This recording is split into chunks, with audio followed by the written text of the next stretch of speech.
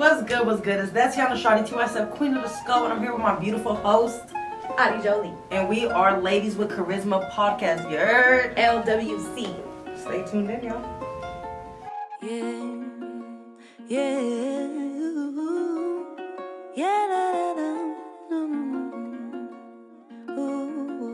Depot on the beat.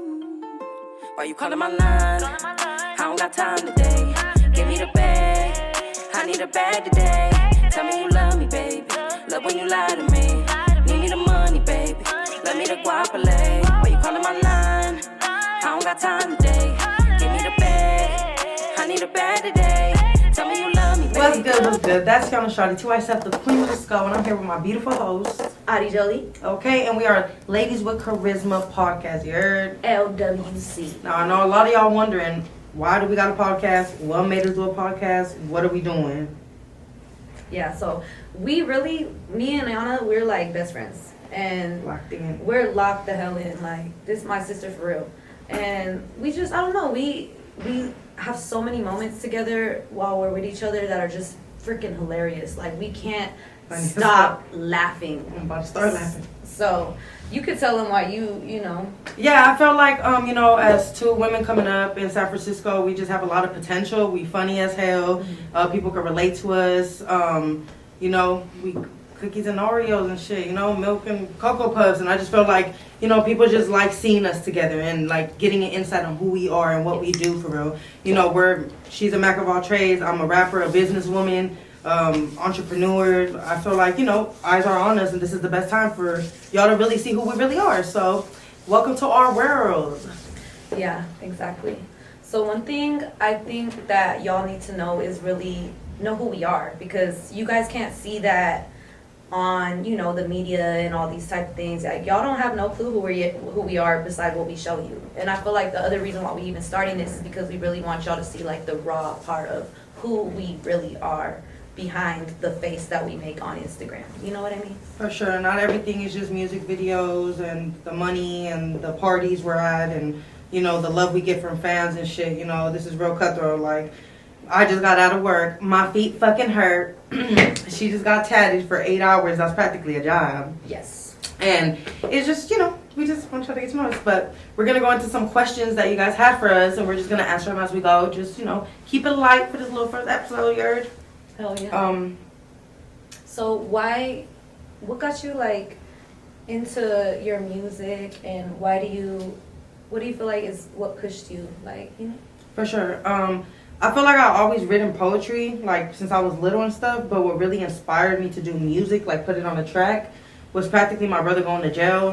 When he went down, he was traveling from Colorado to San Francisco a lot, and I found some CDs, and within those burned CDs, it was his voice, and I was like, as a kid, you thought, like, oh my God, you on a CD? Like, how'd you do that? Like, you're skeptical, like, oh my God, my brother famous? Like, so all I knew from that point on is, like, I'm gonna be on the CD too. Like, I'm gonna figure out how to, Then he went down, that dream got crushed or whatever, but instead of me being like, boo-hoo, I don't know how I'm gonna get on a CD, I was like, I'm gonna make some shake to get on the CD. Yeah. And it was just straight motivation from there. And it's crazy because I was only like 11 or 12. Like, I was really little. But I knew music was it for a long time. Like, that's really all I really want. But as I'm getting older, I want everything. Like, I want to be a businesswoman. I want to, like, own shit. I want to, like, help people. I want to do it all. I'm doing a fucking podcast. Hey.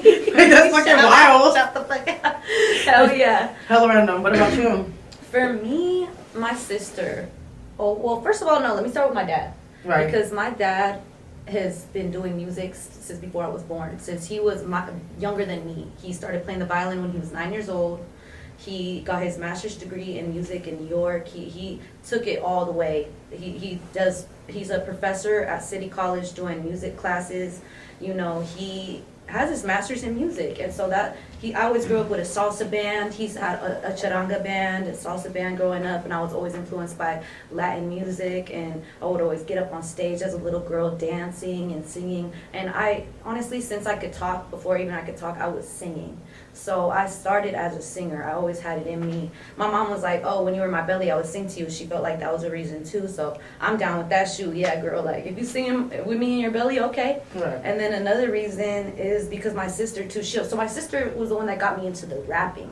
Because my sister, she's a hard bitch. I ain't gonna lie. Like my sister, she the type of bitch, she'll knock a bitch out in one punch. Like she a real hard bitch. And she grew me, she like damn near raised me, you know, because my sister was, you know, older than, she's like 10 years older than me. So she damn near raised me alongside with my mom. And my sister always had a big influence on everything that I did. She always made me tough. And, you know, I'm a little sister, so she would pick on me, shit like that, but made me real tough and the person that I am today, to be honest. Strong woman. And so when she was rapping and doing all her stuff with the music, it really inspired me to want to be a rapper too, because I was like, damn, my sis is so dope. Right. She's so hard. She's such a bad bitch, and she's just woke. Like, she's that type of female that whoever she's talking to, she will tell you the most inspirational shit just at the type of person she is. She will just put you on game. She's gamed up, laced up. And so I always looked up to that, and it really had an influence on why I started music.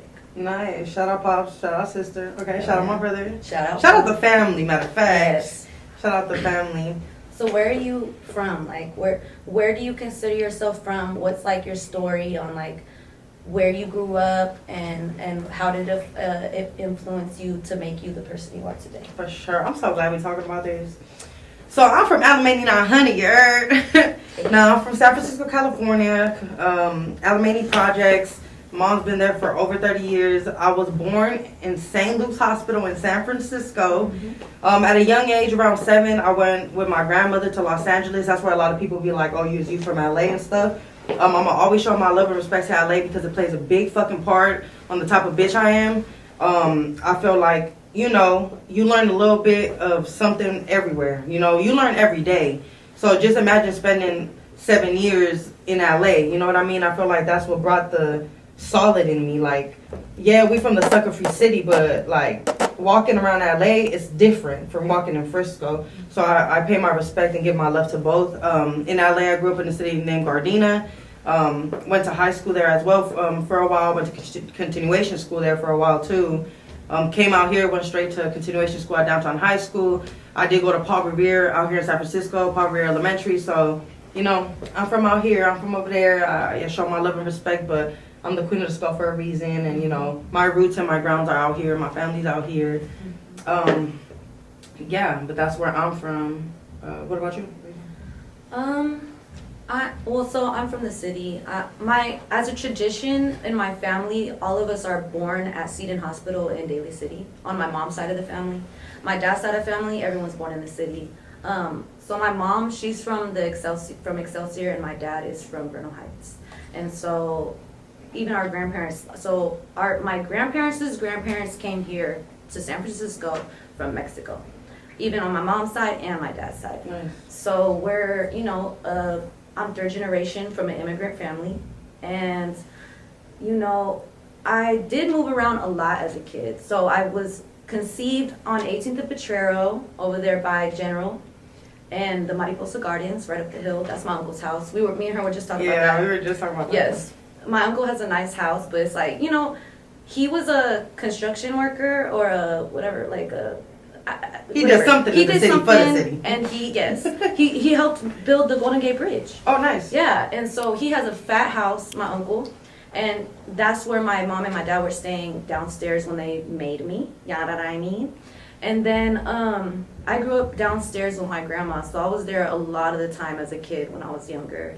And then my dad and me and my mom, so my mom and my dad separated a lot, so I was always moving around. My mom ended up moving to the East Bay. She lived in Hayward, Castro Valley.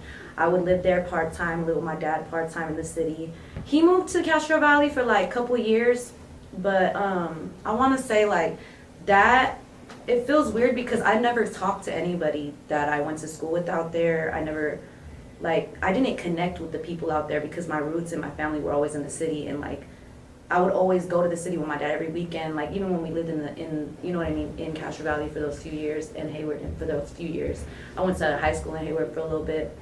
Anyways, I ended up coming back to the city and finishing off my high school years at Downtown High, and I felt great being back in the city because, to be honest, like, and let me stop talking about the East Bay because I lived in San Bruno, I lived in Daly City, I've lived in San Bruno, Daly City. All over the and world. Just like all the peninsula, damn near all the peninsula, and in the East Bay a little bit. So I moved around a lot as a kid because my parents in the separation.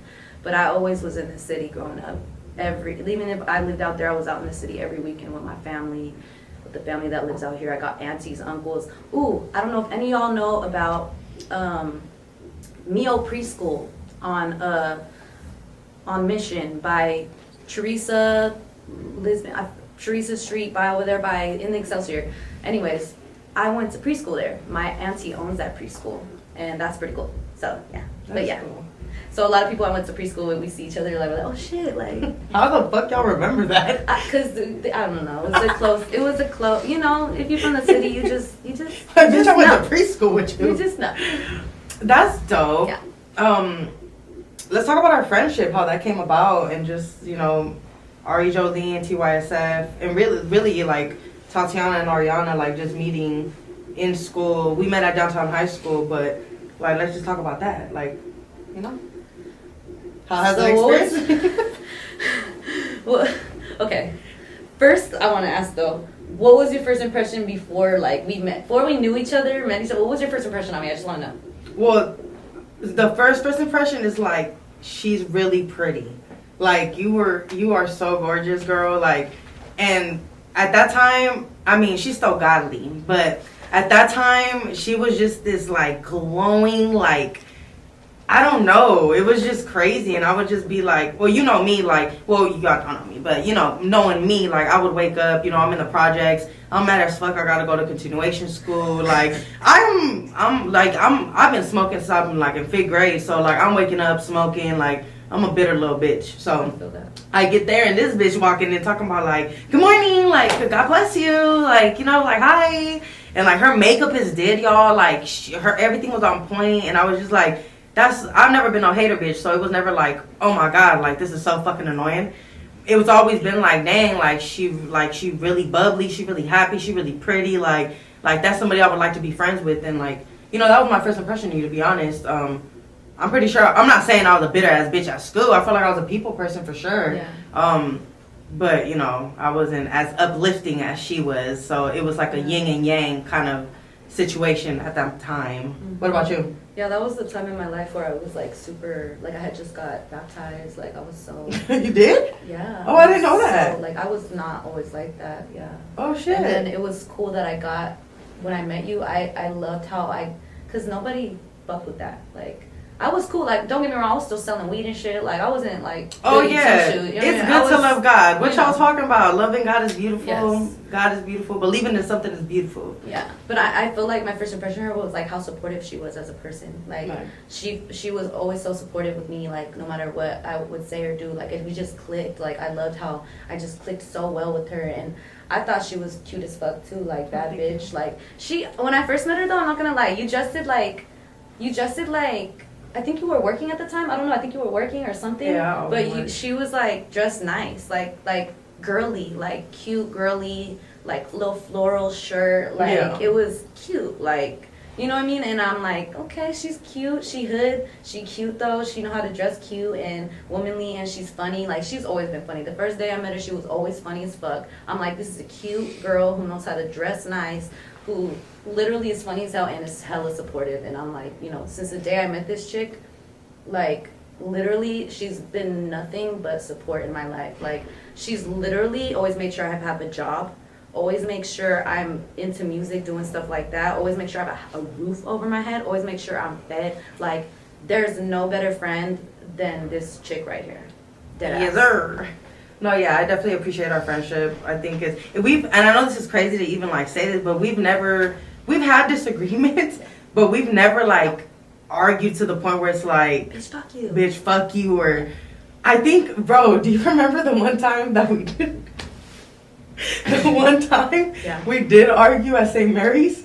Yeah, but it was like... it was over fucking a nigga. And it was over quick, too. Yeah, it was. I was like, don't fucking... I think I told her, like... I said something like, don't fucking talk to me. I said something and she was like, you know what? Okay. You got your shit and you left. And I was like, okay, that was the quickest argument in my life. But yeah, I knew that we were gonna, it was gonna be a good friendship. But really, honestly, like, most of my friends that are like my friends for real, we don't fight. We don't argue and fight. Like, what is there to argue and fight about? To be honest, we're there to uplift each other, be supportive, you know, like, see each other win.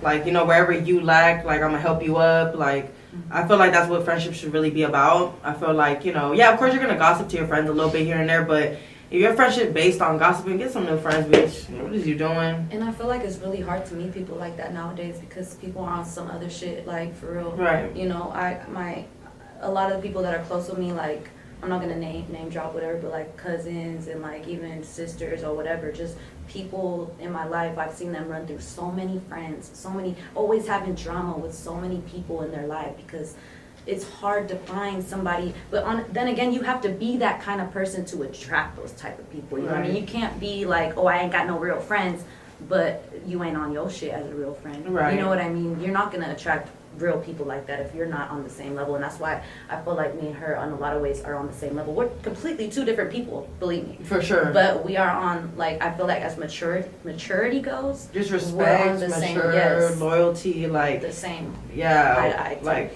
we be agreeing to shit like, yeah, certain things, lines I wouldn't cross, she wouldn't cross, and my other friends most likely wouldn't cross. And as soon as I hear one of my, you know, friends even say something that doesn't sit right with me, I always point that shit out. Like, you know, you're not being a real bitch, you know, you ain't being solid, you know. And you know, everybody makes mistakes, everybody, you know, does certain shit, but it's just some shit like, you know, if you hear your friend doing some shit you're supposed to do, check that shit, because you know, some people don't have that family support and all they do have is friendship support. So it's important to, like, you know, I come from having family, but I also come from having friends that don't have family, and I can see how that could impact decisions as, you know, as they grow as people.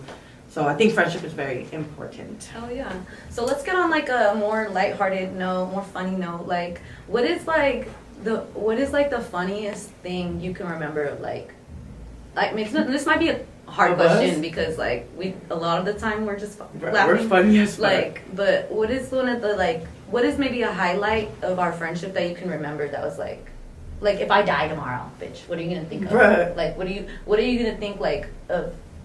You know? It's so many, bruh. Yeah, but it's so many. Like, it's so many. Like, I know. That's why it's hard. Me, remember that time we were in my room and I stepped on shit? And you were recording me. So, this bitch want to record me. I'm cleaning my room. And this bitch want to be recording for some reason. And I'm looking at the camera and not down. And my dog had took a shit. And me going towards Ari step on shit. And that shit upset me so bad. I can't believe you remember that. That was so fucking long ago. It was long ago. But that shit is so funny to me. Because when I look at the video, it's like I was so upset. Like... So we lived with each other for 2 years. Yeah. Like about 2 years, or maybe even more. Even more. Yeah. I think more. We lived with each other because I was living on a bunk bed with my dad at my uncle's house, and my dad, you know, he's my dad. Right. And I'm getting older, so I don't want to share a room with my dad. And you know, she's a real ass friend for like taking me in. Her mom, I love them so much. They took me in, and that shit was the funnest years of my life. Like it was but this bitch would wake up, bruh. Alright, y'all know the blinds in the projects. Like back then it was you pull that shit go up. This bitch will wake up, crack a dawn, pull that shit up, talk about let's hit the hookah, set the hookah up. And when my best friend Raven would stay there with us, and it would be 3 of us, all I hear is a boom away, a boom away, a boom away. These bitches making beats and shit while I'm knocked out. Like I don't even know, y'all. I know I'm gonna be a great mom though, cause these bitches taught me patience. Cause oh my god, and we lived on a bunk bed too, and I was living on the top. I was on the top bunk, and I have I have like chronic back problems. And her mom was like, "Do you have like sleep something? I don't know what it's called, but sleep something." And she's I'm like, "You have a like, sleeping disorder?" yeah, and I'm like, no, why? And it's just, I'm like, my back hurts all the time, and I know it would bother the fuck out of her because all you hear is all fucking night long. So I'm tossing and turning. So I'm like, I don't even know how we dealt with each other, but we did. And yeah, we did for a long time, and it was fun. It worked out. You feel me? It was a lot of good memories. But yeah, living with you was probably like the funniest shit. Definitely would do it again, to be honest. Yeah. But besides that, what about you? What's like the best memory with me? Oh wait, one more. When this bitch thought Zaza like wood, like weed, when she thought Zaza meant dick, bruh. When I told her, do you know what some Zaza is? And she's all like, good dick, right?